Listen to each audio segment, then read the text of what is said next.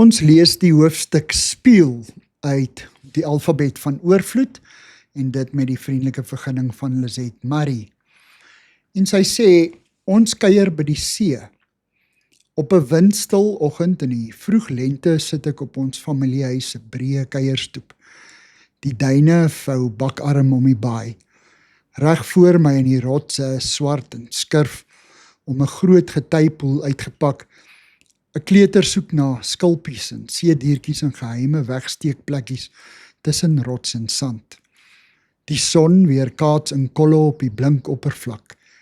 Die klein ding buk verwonderd vooroor om na haar dobberende gesig in die gebroke sirkeltjies te kyk.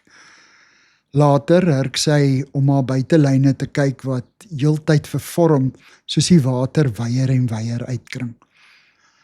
Paulus se bekende 1 Korintiërs 13 vers 12 woorde kom by my op. Nou kyk ons nog in 'n dowwe spieël en sien 'n raaiselagtige beeld, maar eendag sal ons alles sien soos dit werklik is. Nou ken ek net gedeeltelik, maar eendag sal ek ten volle ken soos God my ten volle ken. Die verklaring van hierdie woorde is geleë in die aard van die Bybelse tye se spieëls. Die het uit uitgeklopte koperplate bestaan. Die ongelyke oppervlak het nie die ware beeld weerkaats nie, slegs die onduidelike verwronge gesig van die persoon wat daarin kyk. 'n Vriendin, 'n opvoedkundige en kenner van kindersielkunde, vertel dat klein kindertjies gewoonlik vorentoe leun om na hulle spieelbeeld te kyk. Hulle steek dan hulle hand uit om aan die kind in die spieël te raak. Daar's verwagting, opwinding en vreugde, die onontdekte moontlikhede. Later, wanneer hulle 'n bietjie ouer is, kom die gewaarwording, hierdie kind voor my is ek.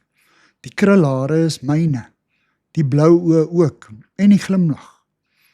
Sulke kinders is gelukkig, want niemand het hulle al vertel dat hulle tande nie so wit soos 'n sussie se is nie, of dat hulle neus 'n bietjie te groot vir hulle smal gesig is nie.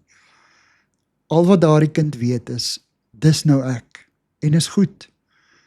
My vriendin sê, volwassenes toon presies die teenoorgestelde reaksie wanneer hulle na hulle spieelbeeld kyk. Hulle kyk nie vorentoe na die toekoms met sy moontlikhede nie.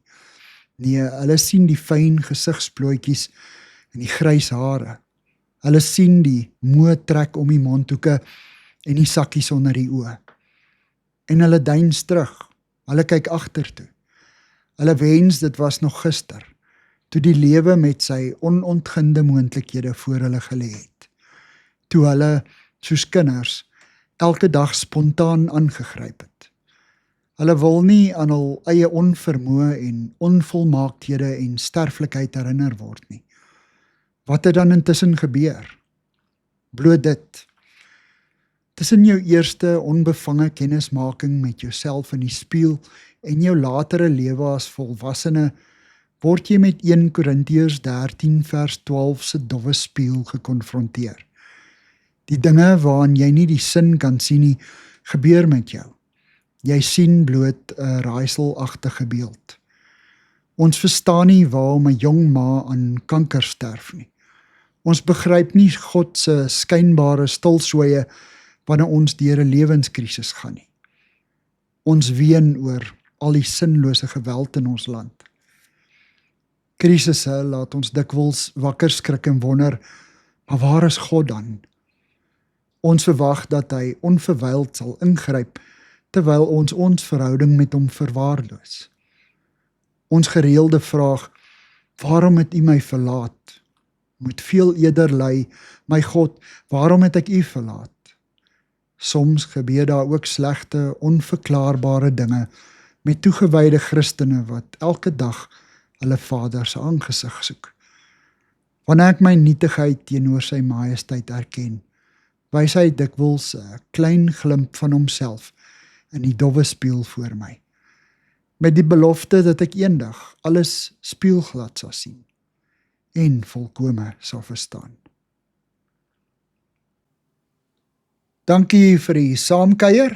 Ek deel Lizet se kontak en webblad besonderhede in die inligtingsparagraaf van hierdie voorlesing. Daar is ook skakels na voorlesings van Lizet se ander publikasies wat op hierdie platform beskikbaar is.